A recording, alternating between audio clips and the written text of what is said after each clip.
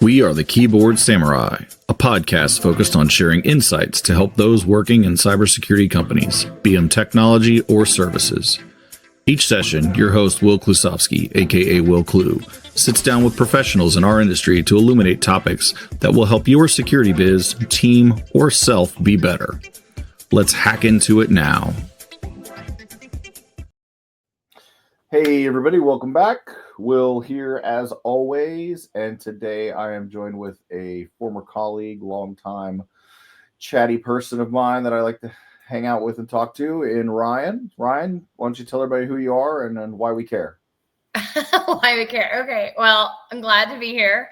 Thanks for having me. I'm Ryan Rosado. I've been in cybersecurity going on 13 years, I think. I started in the Air Force. I've been in consulting ever since I've gotten out of that. I am currently looking for my next role, but I do get to do some teaching with Harvard, and I get to advise some startups. So happy to be here. See what I can share. Awesome. Yeah, I love the teaching thing is always fun. The startup advisory is always fun. I love being able to see what new people are doing.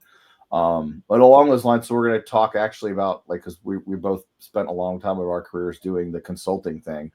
So, and we were just talking before the show got started, kind of, what we wanted to hit on. And one of the things you mentioned was, one of the problems in security consulting, at least, is not understanding how to actually be a consultant. Like we learn these technical skills, and then we just, because we work for a consulting firm or for a managed services company, MSSP, whatever it is, they just assume that we're going to know how to do those consulting things. So I get, like, what's your experience in that? What kind of things have you seen? And what do you kind of recommend in that consulting 101 round?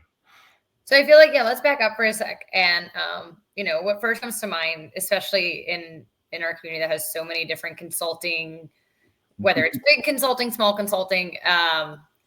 There's like, if you want to be a consultant, where do you come from? There's no consulting school, right? There's no consulting framework. For me, what I always go back to, I joke about, is there's a scene, I think it's from 2005 in Hitch, and someone asks him, he's obviously not a cyber consultant. He's a dating, calls himself consultant, right? And he just says, like, nobody knows what I do. That's why I get to charge so much. And I always joke that I guess that stayed with me.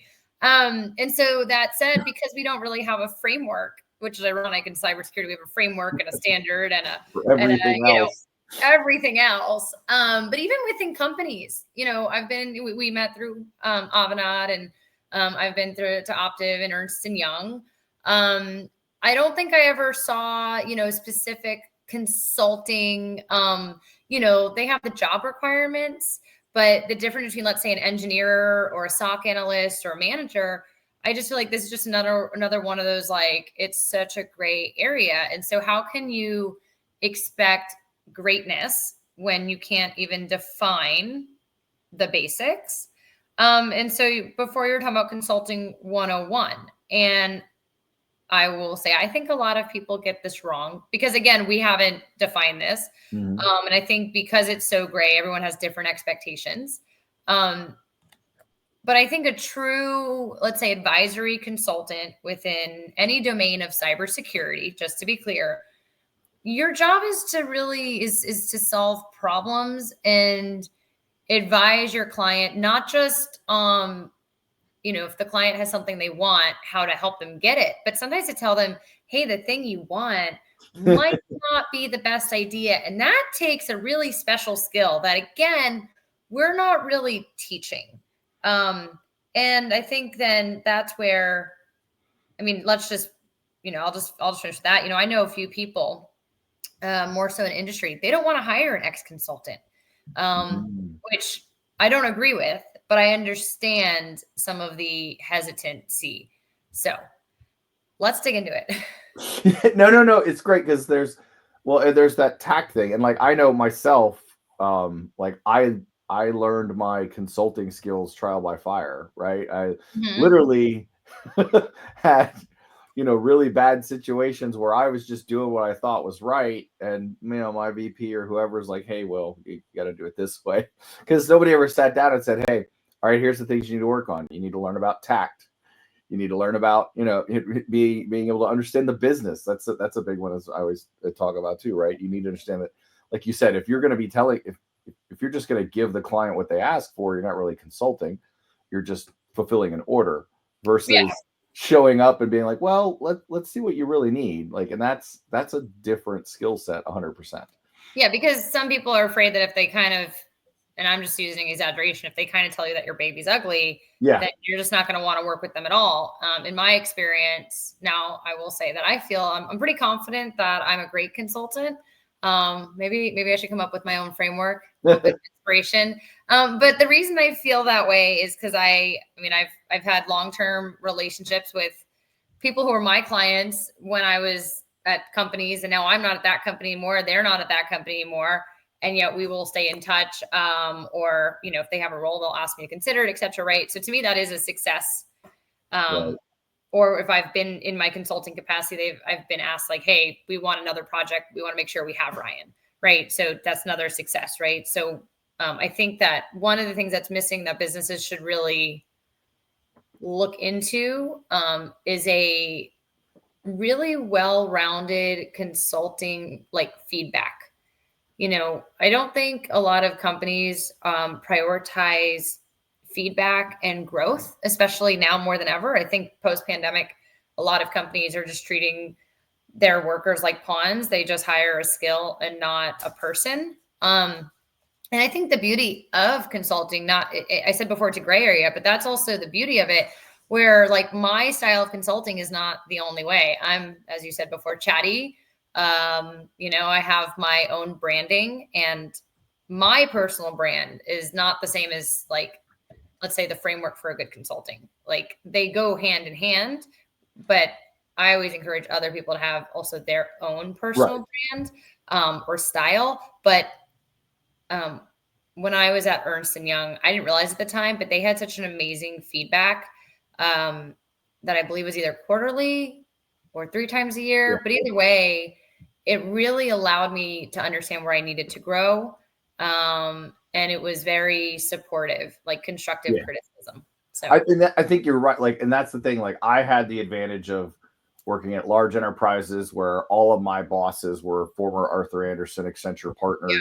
And then we both worked at an Accenture company, Microsoft company. I mean, it's all, so there are like consulting 101 classes you can take at that. Like if you get into the industry, but for the majority of, I think especially anybody doing like MSP, MSSP business and you're, I think the majority of those businesses are, anywhere from, 200 people to maybe 10, 5 or 10 people. Like they're not huge 10,000, 100,000 person organizations. So they don't have all that benefit. So I think it is good to kind of, assess those, like you said, the feedback. I think that's important. And for those consultants that you have, like one, letting them learn how to get feedback. I think that's a big thing. Like when you're getting feedback, it's really important to just like shut up and listen. And not defend yourself right away. Like go ahead and hear everything they have to say. And then and it's hard sometimes. You also have to like realize, yeah, no, you're right. You said that thing and that's a bad quality I have. And I don't like that. But also there's a reason I did it. Well, and I think I heard this years ago too. A lot of people will think about their intention. And so if they know they had good intention, sometimes it's hard to understand the action. But the way we typically judge others is on their action.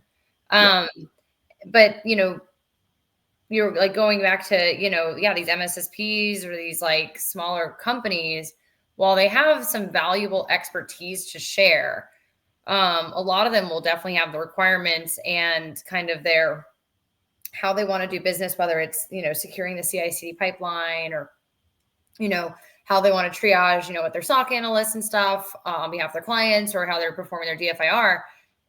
No one actually mostly cares unless you're doing something really awful. Most SOC analysts are probably a little quieter. And your DFIR guys and girls know how to like go heads down. But yeah, consulting, because you can be consulting on all these things or totally different, GRC compliance, new right now. I think a lot of people are trying to figure out what to consult on for the secure adoption of AI, and the responsible use of it. And I think, part of being a consultant is definitely, I think, learning something pretty quickly and being able to figure out how to be a part of the solution, even when you don't have the answers. So it's definitely I feel like, it's like a monster of a place to be because of how much is going on. But that assumes if you're doing it well. Because if you're not doing it well, you probably don't care about most of what we're talking about. Right. You're just rinsing and repeating, and that's really not what consulting is. Well, it's funny because I was just going to ask you, because I consult with MSPs and MSSPs, and some organizations are really, really small, and there's a couple of people who are really good at technically, but like they suck at talking to people, they suck at sales, they suck at kind of doing all the other things they have to do to run a business. And it's like, well, how, you need to hire somebody to kind of do that. So I was also thinking too, like, that's the point being, like, if the business leadership itself doesn't even recognize that, like, I need consultants, not engineers. And not that there's anything wrong with an engineer. I'm not like down. It's just like I always say. In fact, let me clarify. Like I always say, like the engineer will show up and do what they need to do. Like that's their job. They're the expert at it. The consultant's job is to sit there and ask you a bunch of questions and figure out what you should be doing, right, to help you along with the business side of the house. So if you don't even realize you need those kind of people, how do you train them? How do you get the most out of the people you have and make them consultative? Well, I was actually going to ask you, someone asked me this recently, and I've been thinking about it. If you have a company that has super smart, super great go-getter, let's say engineers that can, you're confident that whatever you give them, they're going to be able to do, but you need someone to be more in a consulting capacity or an advisory capacity. One, you could hire consultants, or to what we were just talking about, or you could teach your engineers. Mm-hmm. I think because there's not like a hard skill necessarily always related to consulting. So if they have delivery experience, great. But a lot of true consulting is like the soft skill. Mm-hmm. And just like coding in Python or, doing forensic imaging, it still needs to be taught and honed in on. And again, there's a whole part of it then where you have your personal branding that needs to come in. And I think that just goes with confidence and understanding like what you bring to the table. But I guess I'd be curious what you think. Do you think you can teach the soft skill? Someone asked me that recently, and that's kind of what I go back and forth on is like, can you teach anyone how to be technical, and can you teach anyone, the soft skills? Yeah, no, I think you can. It's funny too, because a couple of B-sides presentations, I'm doing career planning for security people, and like one of the slides is like, here's all the skills you need that have nothing to do with security, right? And absolutely you could, because if you want to be in your silo, that's fine. Like if you want to be a SOC analyst 1 and then a 2 and then a 3 and maybe, but like as soon as you decide you want to start managing people or interfacing with clients, then like there's all these other skills you have to learn. And yeah, absolutely you can teach them. I think most of it, because these individuals most of us in the industry are pretty smart, bright people and figure things out, and they love kind of digging into how things work. And it's really just kind of about positioning that. Like if I tell you need to have a better understanding of the business, you're like, oh, why? But as soon as, and those of us who've worked in GRC know the reason already, because like if you don't know how the business makes its money, then you can't determine how the business, where there's risk at and how they're going to protect it, which is all foundational for, creating an assessment and building a program, right? So like those in that side of the world kind of already understand it, but those coming up from like, oh, I deploy SIMs or I manage firewalls, then that's just an educational sort of spin. And that's just one aspect of it. I think you've got, the softer skills where it's like tact and being able to speak to the right level, that takes time and practice. Right. I mean, I still talk to CISOs of different archetypes. You've got the CISO who just for whatever reason, they can't, they're not concerned with the financials of it. They can't go talk to the CFO about stuff. Right. So it's not even something that just every leader automatically gets either. Well, I think to our earlier point, I think the problem is they don't always get feedback. And so until you get some feedback, like, yes, you did this thing well, but hey, this is where you need to grow, you kind of get stuck with what you've got.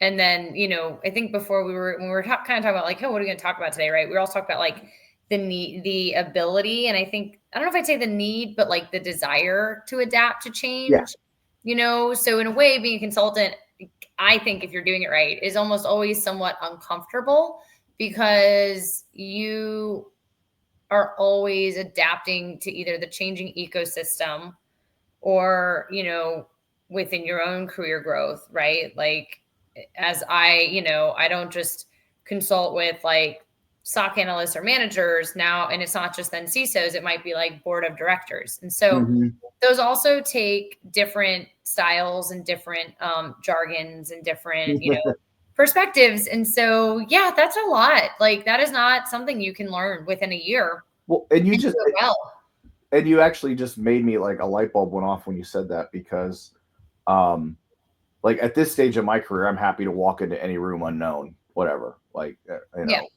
just that room, that door, but like there was a time, and I remember like when I was building like pre-sales teams, their job is to go in and talk to the whoever about whatever the problem is and solve it.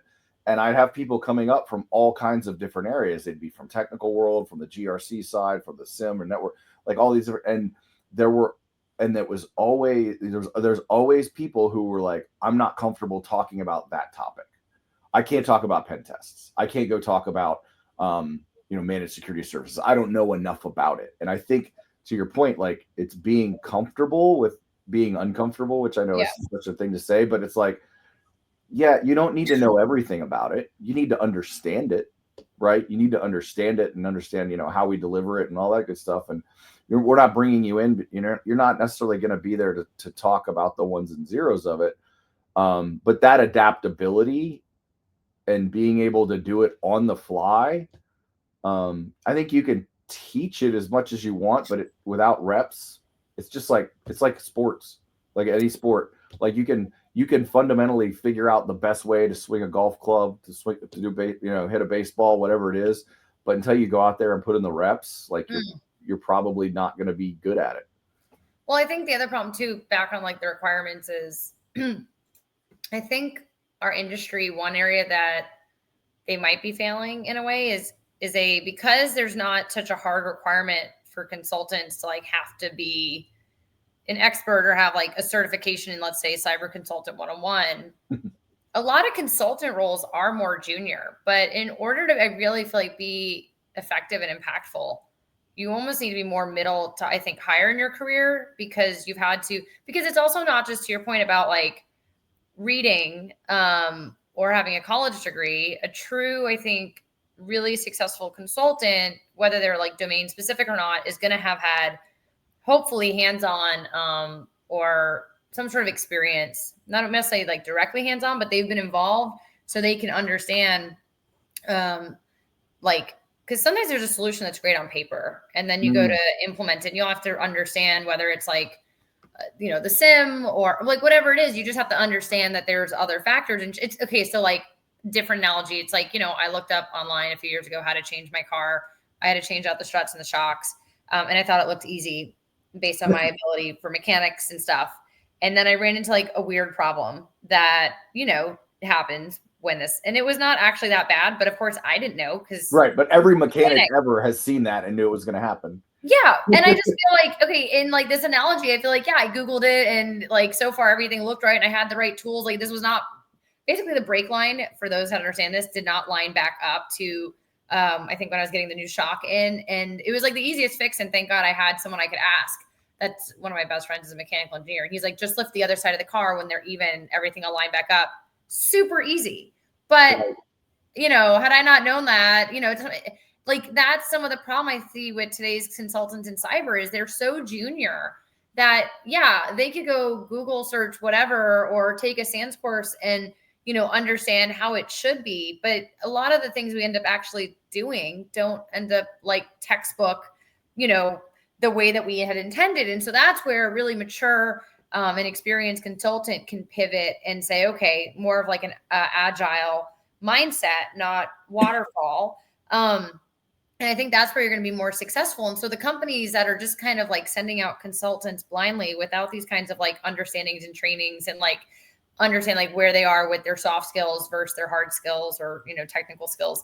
That's what's, I think, setting some people up to, I wouldn't say to fail, but it's not as ideal. And then, overall consultants might get a bad rep, which is not good for anybody, just for the record. It's not always their fault. You just explained the whole, you're not paying for my time, you're paying for my experience. Right. Like, because I can get this done in 1 hour, and sure, you can do it yourself in 4 hours for free. But at the end, my end result's going to be better. But the other point you just made, I think, is even more profound for the companies employing these. If you don't invest in them doing that, like, you're losing revenue essentially, because you're going to increase your delivery capabilities. They're going to they're just going to perform better. They're going to find more opportunities. They're going to be able to expand opportunities because they understand how things work together, the big picture. Again, in being able to find and educate the clients on more than what they're being asked for, but exactly on what they need. Something I've seen, I've been quite exposed in the last 5 or so years to a few different value-added resellers or VARs.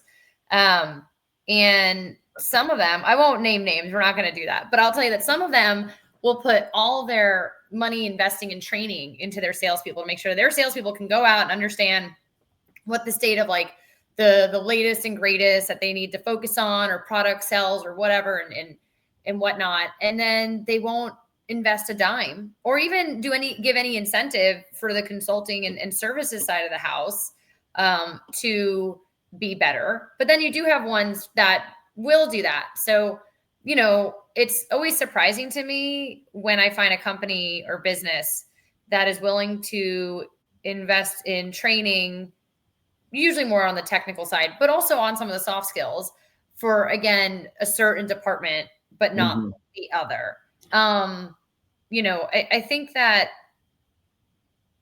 any really good consultant, if you are going to be a career consultant, you should have it embedded in you to be like learning and changing and growing, whether or not someone is like in your company is actively incentivizing or even paying for that or requiring it. I've been in roles before where I was not challenged or felt like there was any incentive to grow. But at the end of the day, I'm not going to like let that be an excuse, because at the end of the day, I'm Ryan Rosado and I know who I want to be and where I want to go. And unfortunately, I think long are the days where you could be loyal to a company and work for a company for 30 years, whether as a consultant or not. And so, you have to really think about your brand. And, back to the feedback, there was a company I worked for, or two, where I didn't feel like they also incentivized me going above and beyond. Now it's the total opposite for the Air Force folks, right? Where it's like excellence in all we do. And because I was in the Air Force, and I think the way that I was raised, that stays true for me. And so I tell people, like, at the end of the day, whether I work for company A or B, if they just are happy with like subpar B work, I mean, I was also like an all A student, my name is on it, and I'm going to make sure that this is what I would, approve of. And I think that in a way, if you want to be a good consultant, you need to have that kind of ethos within yourself. And you need to have that kind of ethos, and it will show when you talk to your clients.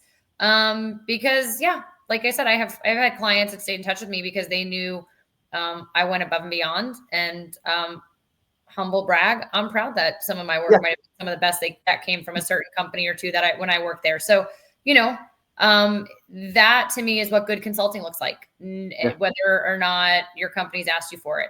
Like, take pride in your work. And I think that's a great message for these organizations to have for their people too. Like, just like make that one of your core principles that you have. Like, individuals should be proud of the work that they're doing. and want to go. I don't even say like you don't like to go above and beyond thing. Like that's, yeah, everybody wants to over deliver a little bit, but like, yeah, you want to be proud of what you put your name on. So that's outstanding. So Ryan, this has been fun, dude. I could talk all day. Where can everybody find you on the interwebs if they wanted to? I really love connecting with everyone on LinkedIn.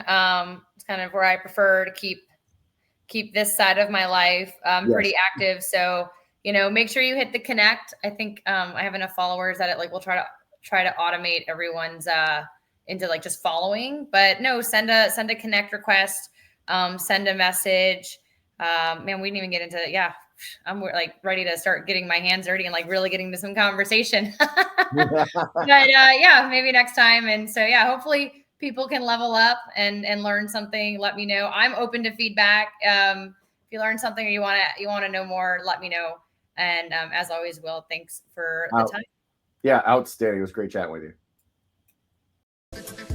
Thanks for enjoying Keyboard Samurai Podcast. If you'd like to engage, find Will on LinkedIn at /WillClue or visit at willclue.me. That's WILKLU.me for more info. Disconnecting now. Synac you later.